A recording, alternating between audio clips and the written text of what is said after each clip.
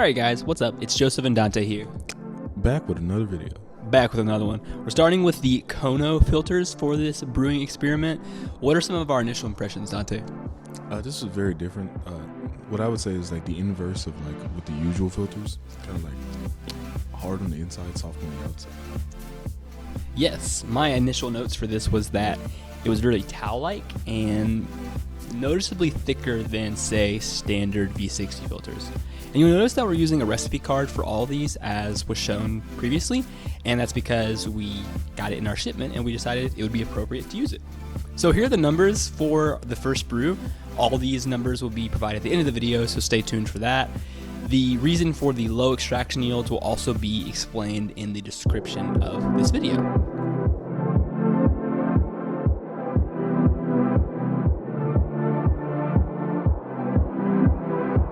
Brew number 2 was with the Cafe C black filters.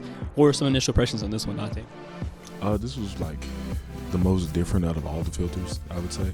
This one was like very soft texture, which is not usual for like most filters. Yeah, I think my impressions were more or less the same. We were also oscillating between who was brewing just so we wouldn't get tired of it. I would do one, then Dante would do one, and so forth, all the way until we were done with the brews. Somewhat.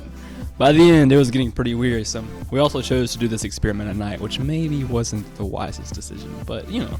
Also, the coffee that we used for this video, I guess I can talk about that as these numbers for brew number 2 come up, was a naturally processed coffee from Colombia that our friends at Coffee Central roasted, specifically Sean. So shout out to them for providing the coffee for this video.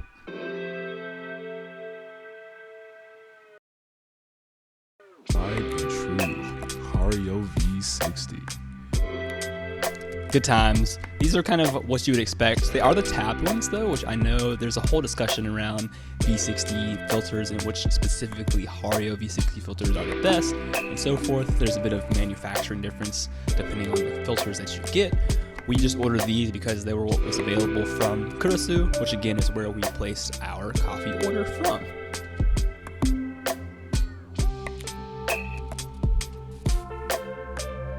So here are the numbers for that one. A little bit of higher extraction yield on it. And the impressions that we had with it were that it did the job and it was good, but it was a little bit boring. We know Hario too well. All right, we knew what to expect. It's true. It was good. It's like V60. All right, so number 4, we got the origami cone-shaped filters. This was actually my first time brewing with these. I know some other people who really like these. They felt really high quality, I would say. They were quite thin, was my impressions. Did you have any kind of difference between that? No, that's pretty much. They were quite thin. I felt like the bed of the coffee was very like saturated. It had more body at the very end as far as like taste.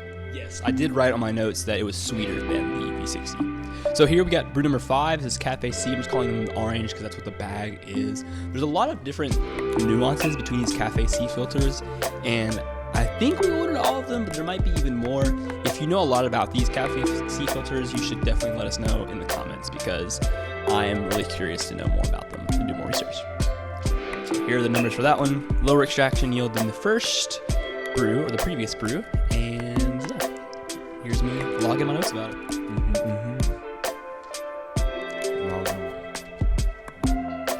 All right, more Cafe C. So these are going to be the light roast profiles. These we could have done an experiment with just these 3, which if you want us to do that, let us know in the comments. There are 3 different roast profile filter types, which is really interesting. And again, I'm super curious of how the actual density of the papers makes a difference. They also recommend specific brewing temps for all of those.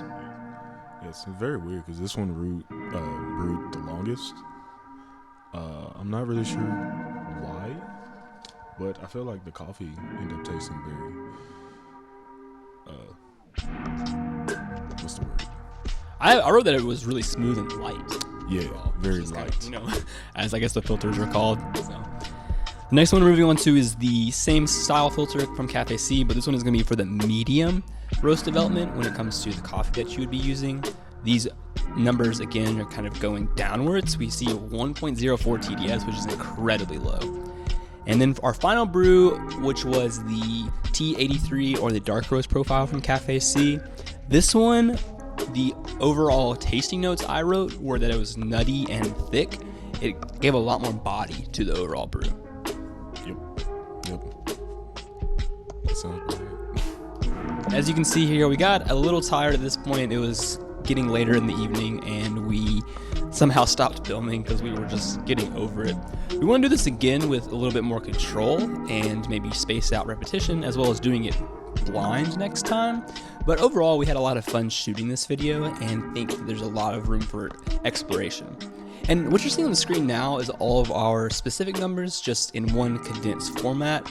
The extraction yields on these are really low, and the reason for that is because the grind size that we chose was based off the Kurisu brew card, which recommended a coarse grind size that would be paired with faster brew times. For the most part, that worked, but of course you did get lower extraction yield percentages, as well as the water that we were using was not quite high enough in its mineral content to get those higher extraction yields. So we thank you so much for watching and hope to do this some more. Be sure to give us a like and subscribe if you haven't already. All right. Thank you guys for all the support. Subscribe if you're new. All that. Hit the like button, bell, all the YouTuber things.